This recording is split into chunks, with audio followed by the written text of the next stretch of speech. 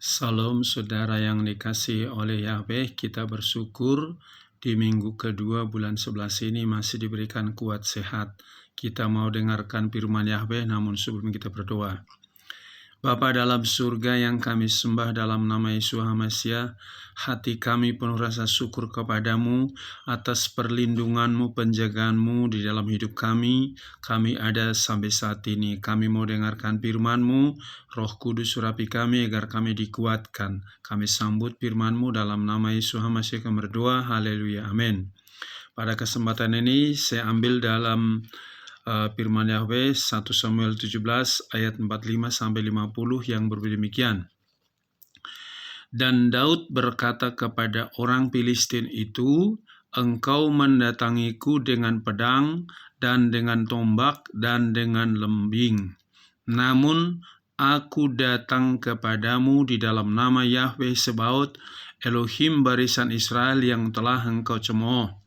Hari ini Yahweh akan menyerahkan engkau ke dalam tanganku, dan aku akan mengalahkan serta memenggal kepalamu dan memberikan bangkai pasukan Filistin kepada burung-burung di udara dan kepada binatang-binatang buas di bumi hari ini.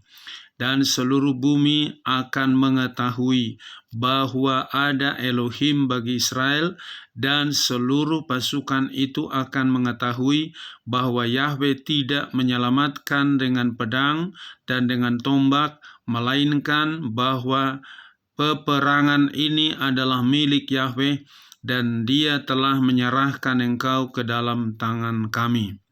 Lalu terjadilah pada waktu orang Filistin itu bangkit dan bergerak maju dan berjalan mendekati menghampiri Daud, maka Daud bergegas dan berlari ke arah barisan prajurit untuk menghadapi orang Filistin itu. Dan Daud menaruh tangan ke dalam kantung dan mengambil sebuah batu dari sana, lalu mengayunkannya dan mengenai orang Filistin itu pada dahinya, dan batu itu terbenam di dalam dahinya, lalu ia jatuh dengan mukanya ke tanah. Demikianlah Daud lebih kuat daripada orang Filistin itu dengan umban dan dengan batu, dan dia mengalahkan orang Filistin itu serta membunuhnya, dan tidak ada pedang di tangan Daud. Saudaraku, di akhir zaman ini situasi dunia semakin hari semakin jahat, teknologi semakin maju, dan manusia lebih mengandalkan hasil teknologi dan juga pengetahuan manusia. Maka tidak sedikit juga orang gagal dalam menghadapi tantangan hidupnya. Hari ini saya berikan temanya, selalu mengandalkan Yahweh. Sekali lagi, selalu mengandalkan Yahweh.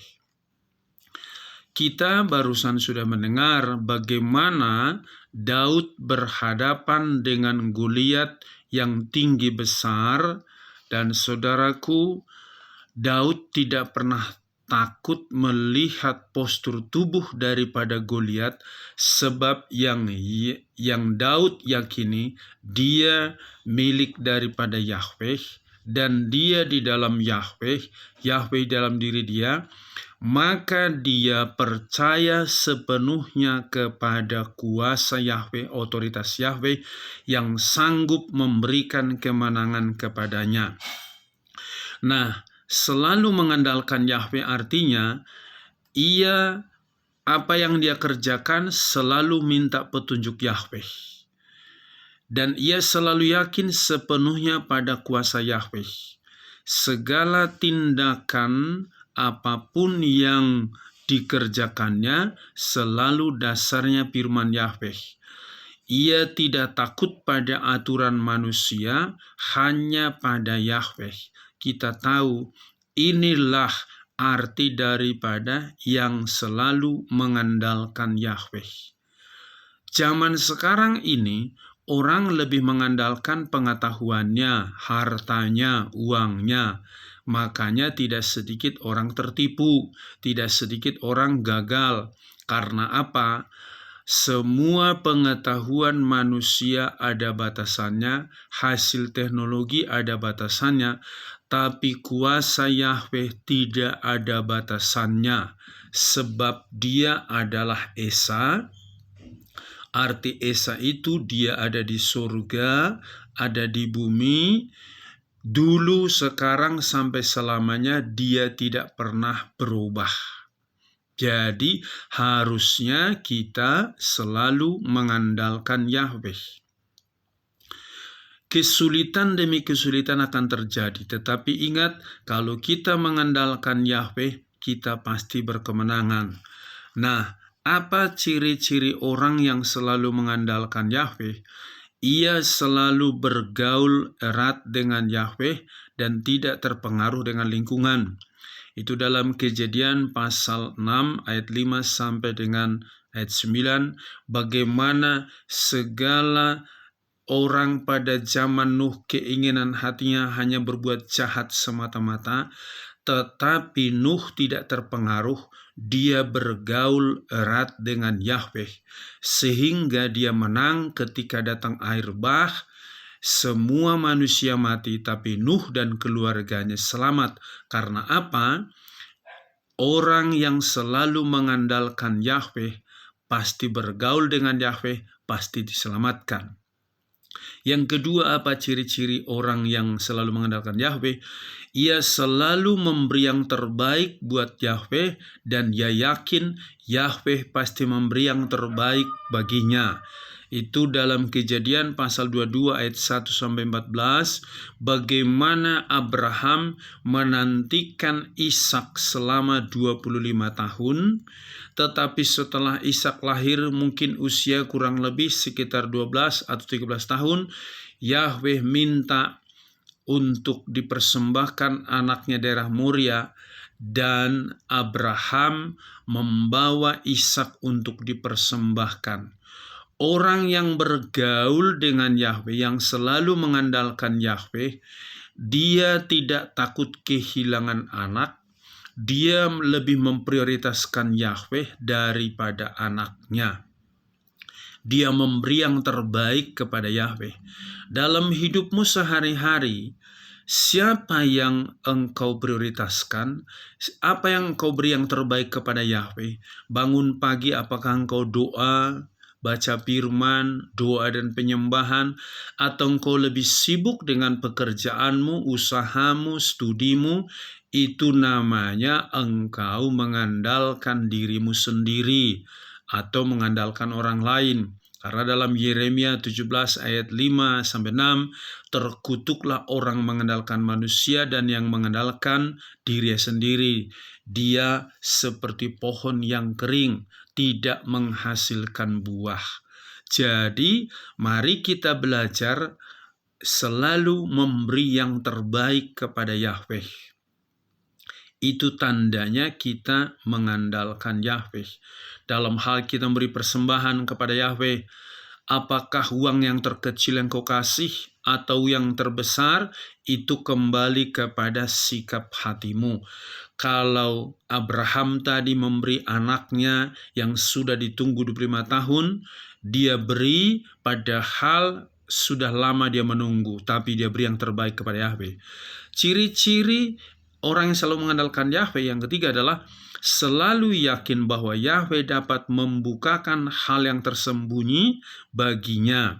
Nah, kita ingat ketika Firaun punya mimpi, dia tidak dapat mengartikannya.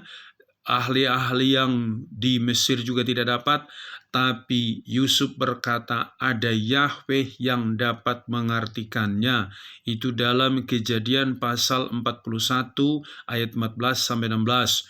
Begitu juga ketika Raja Nebukadnezar bermimpi, Daniel mengatakan ada Yahweh yang bisa mengartikan semua mimpimu.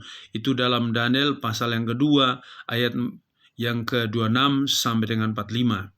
Jadi kita lihat di sini, orang yang selalu yaitu mengandalkan Yahweh punya keyakinan Yahweh sanggup membukakan hal yang tersembunyi, hal yang sangat rahasia.